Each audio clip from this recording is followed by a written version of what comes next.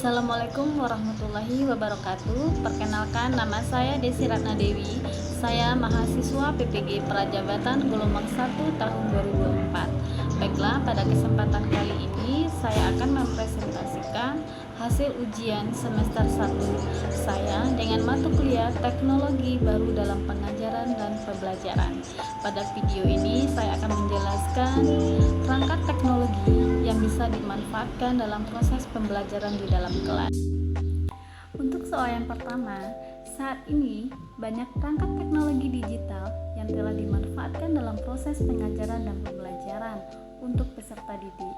Jelaskanlah berdasarkan contoh minimal 3 perangkat teknologi yang dapat dimanfaatkan dalam proses pengajaran dan pembelajaran di dalam kelas bagi peserta didik maupun bagi guru. Baiklah, zaman era digital saat ini, perangkat teknologi memiliki peran penting untuk proses pembelajaran. Seperti yang kita ketahui, masyarakat terutama peserta didik sudah banyak mengenal jenis-jenis perangkat teknologi. Jadi, ketika dimanfaatkan dalam proses pembelajaran menjadi hal yang menarik bagi mereka. Apalagi ketika pendidik bisa memanfaatkannya dengan menggunakan media-media pembelajaran yang berbasis teknologi, maka peserta didik akan lebih mudah memahami materi pembelajaran.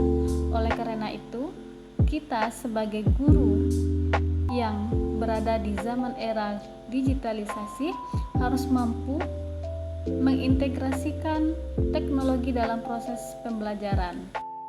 Baiklah, saya akan menjelaskan mengenai perangkat teknologi yang dapat dimanfaatkan dalam pembelajaran di kelas. Yang pertama, laptop. Penggunaan laptop sebagai media pembelajaran di kelas memberikan manfaat untuk mempercepat penyelesaian tugas, mengakses informasi, ataupun mencari sumber belajar serta meningkatkan prestasi siswa. Jadi, laptop merupakan alat yang digunakan untuk mengakses berbagai macam informasi ataupun materi-materi, sumber dan referensi yang kita butuhkan dalam proses pembelajaran. Begitupun dengan media pembelajaran yang kita butuhkan. Selanjutnya ada proyektor. Proyektor yang biasa kita sebut dengan LCD berfungsi untuk menampilkan video dan gambar. Selain itu, proyektor memiliki peran penting yang mendukung presentasi visual. Maka dari itu bisa dimanfaatkan dalam pembelajaran di kelas untuk menunjang proses pembelajaran. Nah, contohnya ketika kita sebagai seorang guru ingin menampilkan sebuah video ataupun gambar yang terkait dengan materi yang kita ajarkan, maka bisa kita gunakan atau kita manfaatkan proyektor ini. Nah, selanjutnya ada papan tulis digital. Papan tulis digital merupakan salah satu teknologi yang canggih dalam dunia pendidikan, yang mana papan tulis digital ini memungkinkan guru dan siswa berkolaborasi secara digital, menyimpan catatan dan berbagai informasi melalui papan tulis digital ini.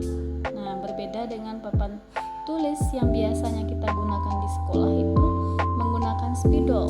Namun, ketika papan tulis digital ini hanya cukup menyimpan data-data atau materi yang telah kita rancang, begitupun dengan media yang telah kita rancang. Nah, nanti ditampilkan melalui papan tulis digital ini. Berdasarkan pemaparan saya tadi mengenai perangkat teknologi yang bisa dimanfaatkan dalam proses pembelajaran, maka dapat disimpulkan bahwa perangkat teknologi seperti laptop, proyektor, dan papan tulis digital sangat membantu guru dalam proses pembelajaran di kelas. Tidak hanya itu, perangkat teknologi juga memiliki peran penting untuk keberlangsungan pembelajaran.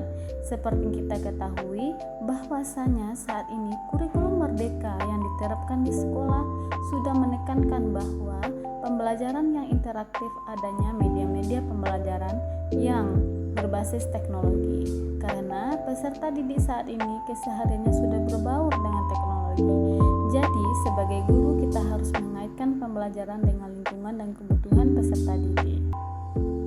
Maka dari itu, kita sebagai seorang guru harus mampu bersaing di era digitalisasi ini dan selalu mencari tahu mengenai perangkat-perangkat teknologi apa saja yang bisa kita manfaatkan dalam proses pembelajaran agar siswa merasa dipenuhi kebutuhannya atau minat belajarnya pun akan terpenuhi dalam proses pembelajaran. Jika itu sudah terlaksana, maka siswa akan merasakan kenyamanan dan aman selama proses pembelajaran karena mereka merasa dihargai kebutuhannya.